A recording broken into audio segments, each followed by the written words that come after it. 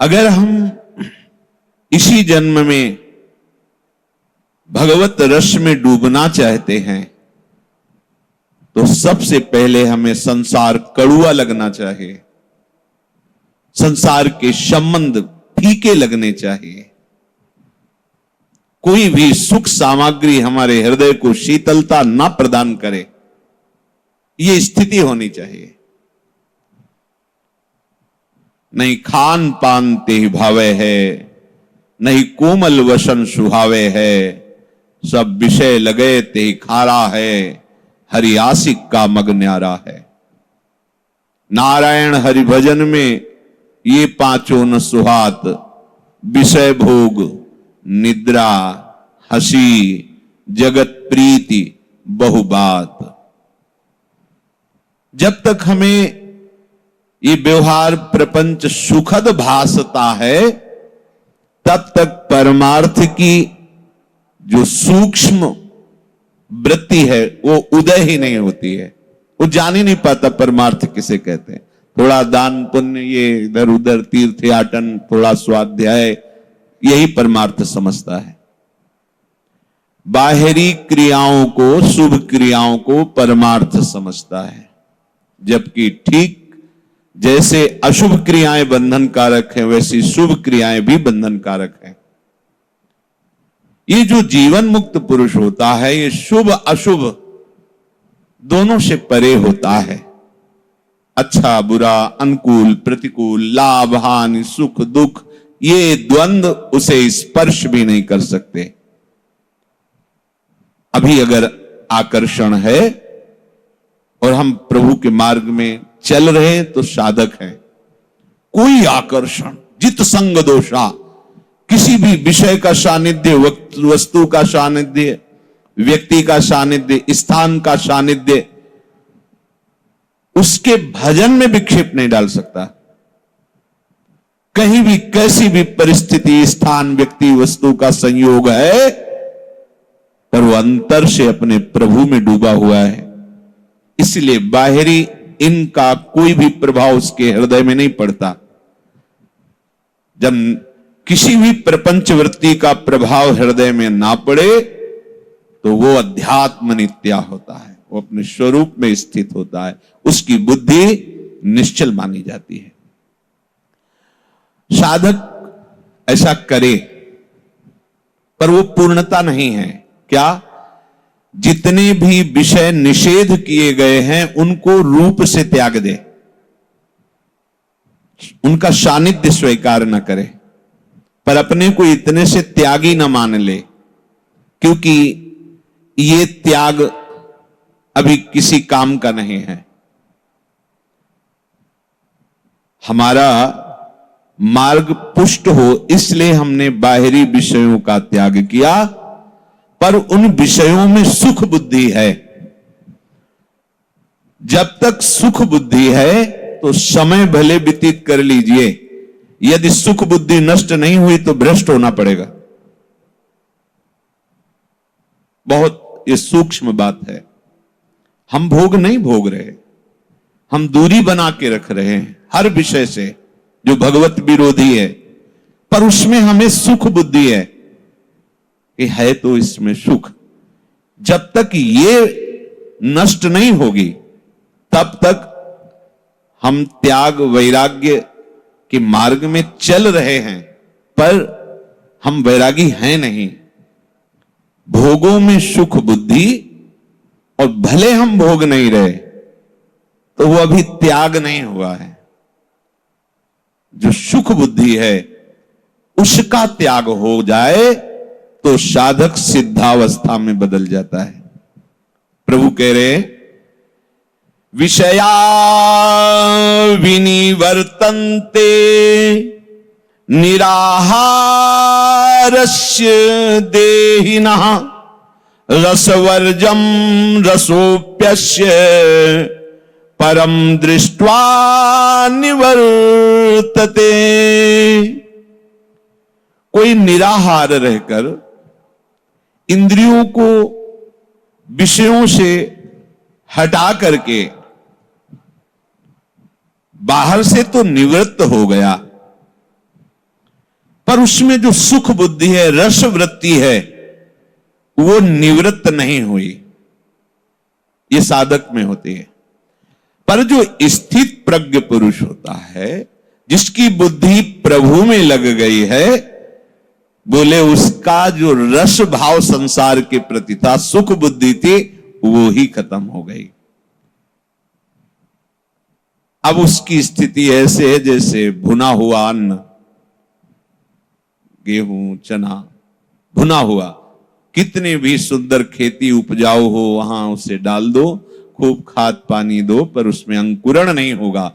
ऐसे कितना विषय का सानिध्य उपस्थित हो, पर स्थित प्रज्ञ के हृदय में कोई भी हलचल सुखद या दुखद नहीं होगी, क्योंकि वैसे जगह स्थित कर दिया है अपनी बुद्धि जहां परमानंद है, सुख दुख की पहुंच ही नहीं है। जब हमारी बुद्धि देह में स्थित होती है, तब भोगों के प्रति आकर्षण, सुख दुख, लाभ हानि, मान अपमान, निंदा स्तुति आदि ये द्वंद्व हमें क्लेश देते हैं। पर वो स्थित प्रज्ञ, जिसकी बुद्धि प्रभु में स्थित है, उसकी संसार के प्रति, भोगों के प्रति सुख बुद्धि ही खत्म हो जाती है। बड़ी ऊंचाई तक ये सुख बुद्धि रहती है। कोई ऐसा ना समझे कि साल 2 साल हम भोगों से अलग हैं तो हम त्यागी हैं, हम बैरागी हैं। जब तक शरीर में प्राण हैं, तब तक सिद्ध पुरुष भी शास्त्र मर्यादा की रक्षा करता रहता है, क्योंकि ये भगवान की ऐसी भूल भुलैया माया है, कभी भी कहीं भी जिनकी हर समय समाधि अवस्था रहती है, उनको भी विचलित कर दिया। ना जानो छिनंत कवन बुद्धि घटे प्रकाशित, छुट चेतन जो अचेत तेऊ मुनि भय विश्वासित। उनके भी हृदय पर विषय ने अपना प्रभाव डाल दिया। पर भगवत चरणारविंद के प्रेमी के हृदय में डाल दे, ऐसा किसी विषय में सामर्थ्य ही नहीं। श्रीपाद प्रबोधानंद जी महाराज वृंदावन रस महिमा में कहते हैं, भगवान के मोहिनी अवतार में भी सामर्थ्य नहीं है कि राधा चरणारविंद की आसक्ति वाले चित्त में अपना प्रभाव डाल दे। जो गोरे चरणारविंद की आसक्ति से युक्त हो गए हैं, उनके हृदय में भगवान के मोहिनी अवतार की भी सामर्थ्य नहीं, जो महादेव जी को भी विचलित कर दिया। जिस मोहिनी रूप ने महादेव जी को भी विचलित कर दिया, वो मोहिनी रूप राधा दासी भाव वाले हृदय में किंचन मात्र भी प्रभाव नहीं डाल सकता। भगवान का और माया की तो बात जाने दो। क्योंकि ये जो संसार के प्रति सुख बुद्धि है, ये अहंकार में रहती है, देहाभिमान में। जो इस पांच भौतिक शरीर को मैं मान रहा है और इसी में ममता किए हुए है, अब चाहे जितना ज्ञान बघारे, चाहे जितनी वैराग्य की बातें करे, पर उसका चित्त, उसका मन, उसके हृदय की स्थिति विषयों में सुख है, इसी में रहेगी। और जब ये अहंकार, ये अहम प्रियालाल के चरणों में समर्पित हो जाता है, तब ऐसी पावन स्थिति स्वाभाविक प्रकट होती है जो किसी साधन से नहीं होती। उसे अच्छा ही नहीं लगता है, उसको ये अकल लगानी नहीं पड़ती, ये बुद्धि नहीं लगानी पड़ती कि ब्रह्म सत्यम जगन मिथ्या, ये उसको कुछ अच्छा नहीं लगता। बस एक हृदय में अजीब सी पीड़ा हो रही है, हर समय स्वाभाविक अपने प्रीतम का स्मरण हो रहा है, न लोक की न परलोक की कोई परवाह नहीं है। अगर चाह है तो प्रियालाल की चर्चा सुनने के लिए, प्रियालाल की रूप माधुरी सुनने के लिए, कामना है तो प्रियालाल की सेवा के लिए, अगर पाना है तो प्रतिपल कृपा कटाक्ष, बस चाहना, कामना, पाना, ये सब उनके चरणों में लग जाता है। जब तक हमारी बुद्धि विषयों में सुखमयी है, तब तक हमें भगवान नाम का भी सुख नहीं मिलेगा। जप के देख लीजिए, थोड़ा बारा जपेंगे, सुख बुद्धि विषयों में है तो स्वाद नहीं मिलेगा। नहीं, इतना स्वादिष्ट नाम है कि आप छोड़ना चाहें तो नहीं छोड़ पाएंगे। छोटे छोटे विषयों का स्वाद रसेंद्री लेती है तो उसकी याद आती रहती है और लगता है वो विषय सदैव हम समीप रखें, जबकि उसमें सुखाभास है। और नाम राधा नाम सुधा रसम, जब ये रस आएगा तो संसार की सुख में जो पगी हुई बुद्धि है कि संसार में रस है, ये नष्ट हो जाएगा। श्री ध्रुवदास जी इसी श्लोक की मानो व्याख्या कर रहे हों, कह रहे रस बल छूटे न जो विषय, सुख नहीं पावे कोई, तन छाड़े मन गही रहे, दूनों दुख तहां होई। इस रस का जिसको रसास्वादन नहीं मिला, त्यागी, बैरागी, ज्ञानी, योगी, भक्त, हम अपने को कुछ भी कहें, ये केवल कहने की बात अभी है नहीं। ब्रह्मादि के भोग सब विष सम लागत ताही, नारायण ब्रज चंद की लगन लगी है जाए। आहा, श्री कृष्ण की प्राप्ति की लगन में इतनी सामर्थ्य है कि मर्त्य लोक के भोगों में रस बुद्धि तो जाने दो, ब्रह्मलोक तक के भोगों में रस बुद्धि नहीं रह गई। अभी श्री कृष्ण का साक्षात्कार नहीं हुआ, अभी लगन लगी है। और जिन श्री कृष्ण के एक झांकी में बड़े बड़े ब्रह्मानंद में डूबे हुए महापुरुष बोल पड़े कि कृष्ण से भी बढ़कर कोई तत्व हो हम जानते नहीं। वैसे श्री कृष्ण जिस रूप के दीवाने हैं, जिस रूप के पान में निरंतर मगन होते हुए भी प्यास बढ़ती चली जा रही है। अरबरात मिलवे को निश दिन मिले ही रहे, मनो कबहु मिले ना, वो है राधे तू मुख चंद्र चकोर ये नैना। वो हमारी महारानी जो है, वो लाडली जो है। जब तक इस रस का अनुभव नहीं होगा, ये रस ऐसा है जब स्फुरित होता है तो मोक्ष सुख का भी त्याग हो जाता है। विषय भोग ब्रह्मलोक के ये तो सब माया रचित है। जो मोक्ष सुख है वो गुणातीत है, वो कालातीत है। उस सुख का भी त्याग करा दे, ये है रसम राधायामा भजत किल भावम ब्रजमणो। ये हमारे रस समुद्र लाडली जू का जब रस प्राप्त होता है, उनके नाम का, उनके रूप का, उनकी लीला का, उनके धाम का, कहां ठौर बचती है इस संसार की या सिद्धियों की या अन्य पदवियों की। अरे अखिल लोकों का स्वामी, अनंत ब्रह्मांडों का ऐश्वर्य वैभव विस्मृत करके किशोरी जी के आराधना में मगन है। किशोरी जी के रूप में अनसन पर भुज दिए बिलोकत, इंदु बदन बिबियोर करत पान, रस मत परस्पर लोचन त्रसित चकोर। कहा कहो इन नयनन की बात, ये अली प्रिया बदन अंबुज रस, अटके अनंत न जात। प्यारी जू जब जब देखो तेरो मुख, तब तब नयो नयो लागत।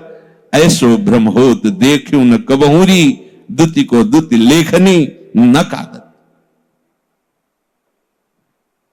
जब इस रस का रसास्वादन होता है तभी बात बनती। नहीं तो कह रहे रसबल छूटे न जो विषय, सुख नहीं पावे कोई, तन छाड़े मन गई रहे, दोनों ही दुख होई। अभी प्रायः साधक इसी स्थिति में होता, जलता रहता है।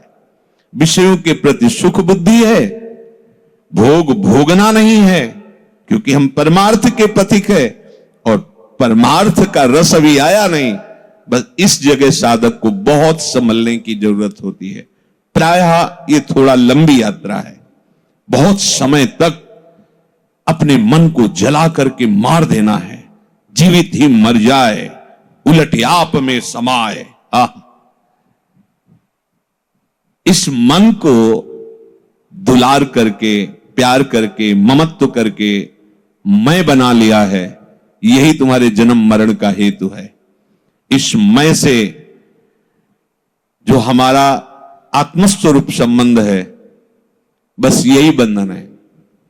ये जो अंतःकरण धर्म में मैं स्फुरित हो रहा है, और इसने इतनी ममता मन में कर ली कि मन की बात को टाल नहीं सकता, बस यही बंधन है। गुरु कृपा से जब ये अहम दासत्व में बदलता है कि मैं प्रियाजू का, हमारी लाडली जू, अब यहां से रस धारा की तरफ हमारा चिंतन बना, जहां श्री जी के चरणार बिंद का थोड़ा सा भी रस आएगा तो चारों में आपको रस मिलने लगेगा, उसकी पहचान है। वृंदावन प्यारा लगने लगेगा, राधा नाम जीवन हो जाएगा। ऐसे राधा, प्रियाजू की चर्चा, लालजू की चर्चा, ये आपके हृदय में एक अनोखा आनंद, एक अद्भुत, जो न लोक में न परलोक में, एक अद्भुत रसिक जन प्राण प्यारे लगने लगेंगे। तब जान लेना कि हमारा राधा रसम की तरफ मन का मोड़ हो रहा है। अगर ऐसा नहीं है तो आप जान लेना कि अभी हम कोरे के कोरे समझ रहे हैं अपने को, प्रेमी पर है नहीं, अभी हमारी सन्मुखता संसार की तरफ है। जब हम प्रभु के सन्मुख या प्रियाजू के सन्मुख हो जाएंगे तो ये हमें बुद्धि नहीं लगानी पड़ती कि ये नाशवान भोग है, मुझे अरुचि। जैसे छका हुआ पुरुष खूब अच्छे अच्छे पदार्थ पा लिए हों, फिर उसके सामने बाजरे की रोटी और ये रखा जाए, ऐसे ही जो राधा नाम सुधा रस का, जो राधा रूप का, जो राधा गुणों का, जो राधा धाम का, राधा रसिकों का रसास्वादन कर रहा है, उसका मन कहीं किसी और की तरफ झांके, ऐसा हो ही नहीं सकता। तो ये जब रस हृदय में स्फुरित होता है तो कह रहे रसबल छूटे जो विषय, तब ही लहे सुख मूल, जैसे आतप को तप्यो पावे सरिता कूल। जब रस का हृदय में स्फुरण होता है तो वो हमारी इंद्रियों को, मन को ऐसे फांस लेता है जैसे गीले गुड़ में चींटा फंस जाए। गीला गुड़ हो और चींटा फंस जाए, अब वो क्या करेगा? बस वो मर ही सकता है, दूसरा कोई उपाय नहीं। आप निकाल भी नहीं सकते, उसकी टांगें टूट जाएंगी, उसमें फंस गया ना बहुत। ऐसे ही ये कच्चे सूत से बंधी हुई इंद्रियां हैं, कच्चा सूत जरा में टूट जाता। ये जो भोगों की तरफ लगी हुई ना, दम नहीं इसमें। कब ये बात कह सकते हो? जब श्री लाडली लाल के चरणार बिंद की तरफ सन्मुख हो गए हो। इनमें दम नहीं कि अब तुम्हें खींच सके, क्योंकि वो जो कच्ची डोरी थी उसे बर करके इधर बांध दी गई, और कच्चे सूत को बर दो तो बहुत मजबूत हो जाता है। हमारी पांचों ज्ञानेंद्रियां और हमारा मन अब किसी भोग की सामर्थ्य नहीं कि उसे घसीट सके। कब? जब श्री लाडली लाल के चरणारविंद का आश्रय ले लिया। यह हम साक्षात्कार की बात नहीं करते, यह हम आश्रय की बात कर रहे हैं। अगर ऐसा कुछ है तो अभी आश्रय में कमी नहीं। आश्रय दृढ़ होते ही महारानी जी कोई साधना नहीं देखती, ये अलबेली सरकार है, ये साधना नहीं देखती। निज जन परमो औदाद वात्सल्य सीमा। कैसे तुम्हें बताएं, कहा कहो एक जीव सखीरी बात की बात बात। ये मेरा जन है, इतनी बात से श्री जी परम उदारता पूर्वक बड़ा वात्सल्य समुद्र बरसाती है उसकी तरफ। हमारे हृदय में जब श्री जी के चरणारविंद का थोड़ा भी अनुराग, अपनापन, समर्पण होने लगता है तो हमारी दशा बदलने लगती है। कैसे जाना जाए कि श्री जी से हमारा अपनापन अब हो रहा है? प्रेम बात कछु कही न जाई, उल्टी चाल तहां सब माई। इधर चाल चल रहे थे, अब इधर हो गए। प्रेम जब प्रियालाल के चरणों का किंचित मात्र भी उदय होता है तो सीधे पलट देता है, उलट याप में समाये। जो अभी तक प्रवाह हमारा चल रहा था संसार की तरफ, भोगों की तरफ, रिश्ते नातेदारों की तरफ, सीधे उलट गया, चाल ही उलट गई। अब उसकी बुद्धि को ना तो कोई आकर्षित कर सकता है, जिनकी बुद्धि लग गई है, लगी नहीं है ना, तो बड़ा आश्चर्य होता है।